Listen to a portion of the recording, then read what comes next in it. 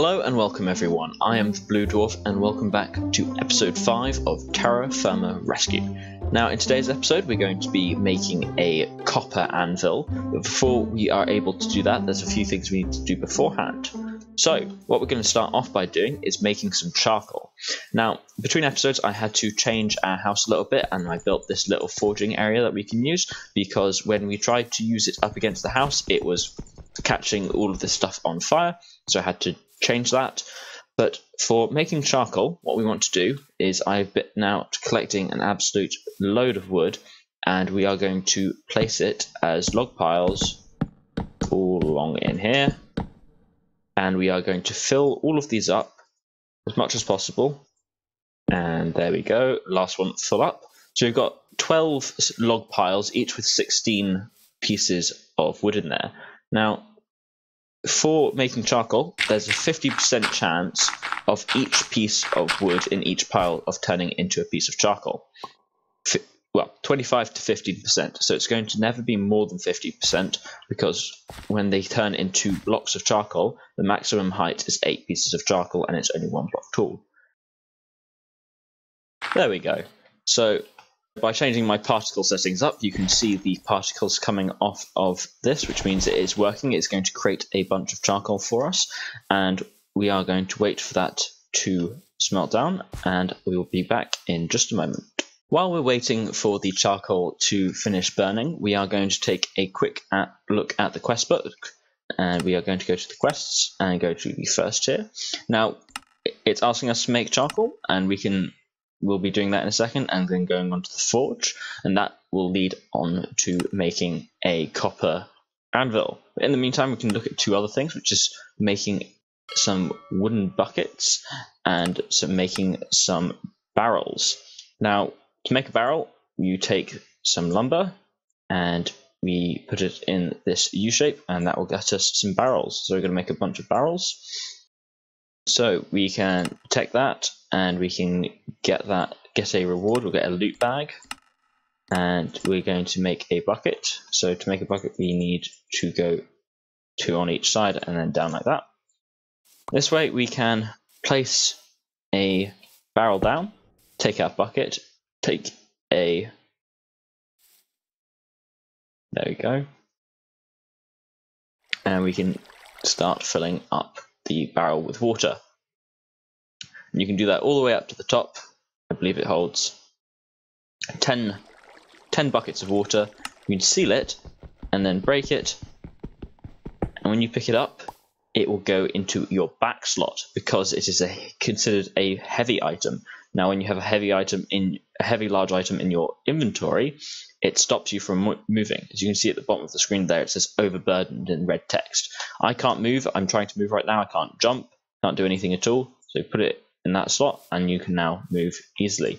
The other thing you can do is you can shift right click a barrel and it will fill it with whatever you're clicking it on, in this case fresh water. So, and then it will automatically seal, and that is how we can get 4 barrels of fresh water. Now we're going to put these just down here for the moment, and we're going to grab a full barrel of water in our hickory barrel, and we're just going to have that up here. Now if a barrel is sealed you can pick it up. If it is unsealed, like this barrel here, when we destroy it, it will it will stay unsealed and it will lose all of its contents. So we can place this one down and unseal it. That means we have a nice big barrel of water right here.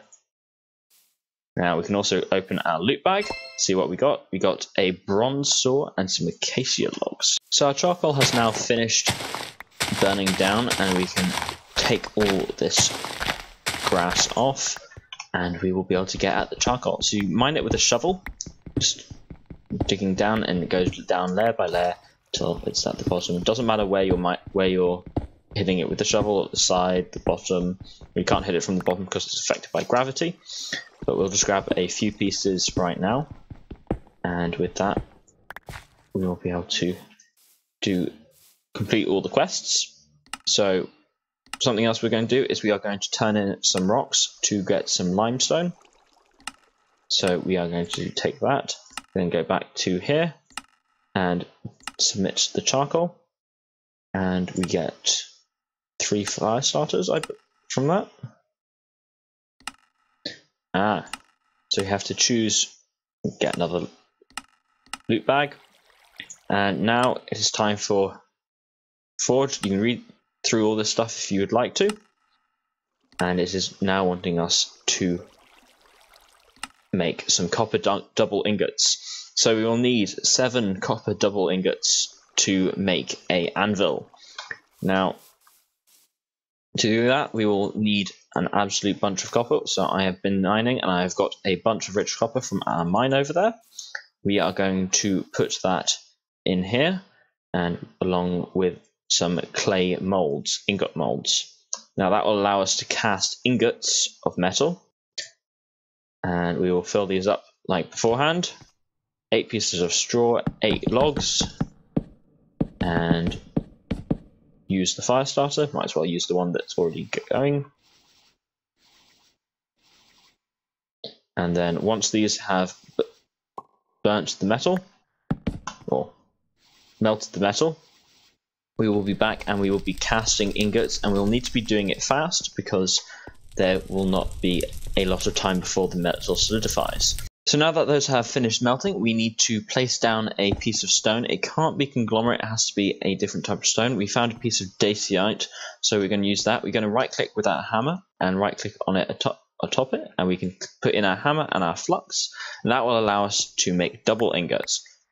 So we're going to pick up a bunch of the ingot molds and the copper with 21 ingots of copper in it. We can't leave this going outside of our inventory, because if we do that, it will just pop out like that with partially filled. So they will stay liquid in the molds for a while, but the main thing is getting the copper out of the actual vessel before it solidifies. But then as soon as these start going solid, we're going to turn them into double ingots so that we can weld them together. And also it will allow us to pop them out of the molds. Something that can be used to help with this is we have got the barrel of water just over there. So that can be used to cool down the ingots very quickly, but you have to be very careful with that. So we're going to try and do that now. So these are all still liquid. If we just put it in there for a little bit, it will cool it down very rapidly. Oh, went too cold with that one. And you get the mold back. And we can cast another one. See, that's why you have to be careful with this. We have a few extra ingots to play around with, so there we go. And we can weld can work. That's great. And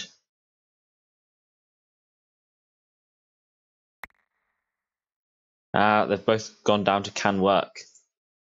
See, this is why you have to be careful.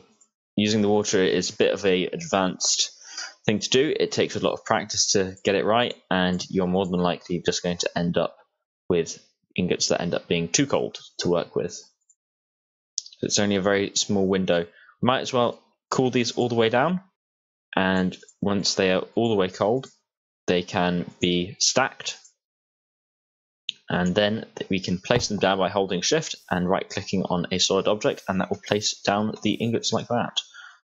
So we have got some orange. Now we might be able to get these two to weld together. Yep, that's one double ingot that we've got. And you might have heard that sound. That was one of our molds breaking. So we have to be. We will start running out. And can we get these two together? All right, that's ingot number 2. Looking at these, just managing the temperatures is very hard. Do them in pairs. So I'm going to make the rest of these, and we'll be back in just a moment.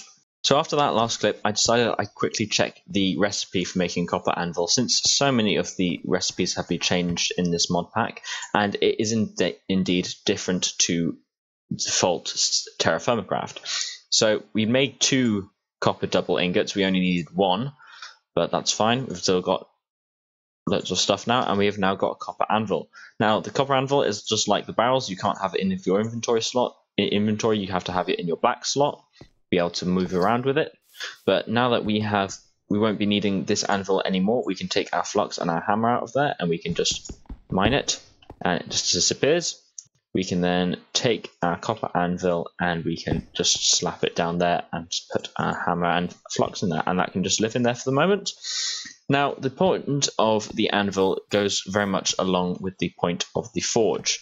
Now, if we take the 8 pieces of charcoal, or no, 7 pieces of charcoal, and we take our copper, we can light this forge, and there we go. The forge is lit, and we can put in our copper ingots.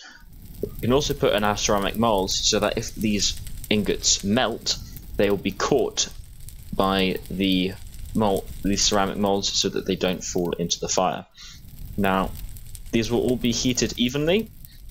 Now, what this will allow us to do is it will allow us to separate the copper double ingots, because we don't need another double ingot, at least not for the moment. And that will allow us to use that copper to make tools and other useful things. Now, the way this works is once we have got a hot piece of metal, we will be able to put it in here and select a plan for making a tool. So we have got our copper now that's hot enough, and we are going to take a piece out of there, but it will also show you how when it gets hot enough okay, so for the double ingot it just turns into a single piece of copper. It doesn't carry on, it doesn't turn into 2. So we did lose some copper there, but that's fine. So we can just take the copper out of here. Charcoal in this area here does not actually get burnt. It is just the stuff that is in here. This is essentially just storage. Now we can take our copper ingot, put it in here, select a plan, and we're going to make a hammer. Now, each of these buttons here reduces the amount that it moves the arrow to the right, and these will move it to the left. So we need to have the last 3 being a punch, anything, and a shrink. So we want it to be quite far this way, so it needs to be punch, hammer, and then a shrink. So, but now it's too cold to work, so we're going to try with another piece, and that will still heat up a little bit. Even though there's no charcoal, we've taken the charcoal out of it for the moment, so this will start to slowly decrease in temperature. We'll wait for this one to become solid. Right, so this piece of copper has become cold enough that we can burst it out of there. We can select the plan for the hammer. We're going to start off again by lining these up. There we go. And we are going to try drawing it, then a hammer, then that, and then shrink. There we go. Copper hammerhead. Perfect. Now that instantly loses its temperature, I believe, so yeah, it can just be turned straight into a copper hammer. Now the forge has gone out, but they've already all cooled down very quickly. So we won't be making any more tools for the moment, but we can put our copper hammer on our copper anvil. That looks nice there. So that is what we are going to be doing for today in terms of forging. So now that we've got our anvil, if we just quickly take the things out of here, we can pick it back up again and have it in our inventory. We can complete the quest for it. So we can detect it, and once it loads in, we get we get some experience, and we get a loot bag. Now we're going to take that, and we can also take the rewards for getting the components for it. That means that now, along with this, we can also make a gold pan. A gold pan is simply made by putting a ceramic bowl into the crafting grid. getting loads of quest rewards done and getting a lot of completion. We've almost completed the entire first chapter. We have completed the entire first chapter of the quest book, and that will lead on to the second chapter, which we've already done some things in. We can also detect and complete that bucket. That will allow us to open up the next quest, which is making leather. And also it wants to make a bunch of different dyes and paper and making a millstone, all sorts of interesting things. And this is all the information about forging. If you want to pause the screen and read through that, you can go ahead and do that.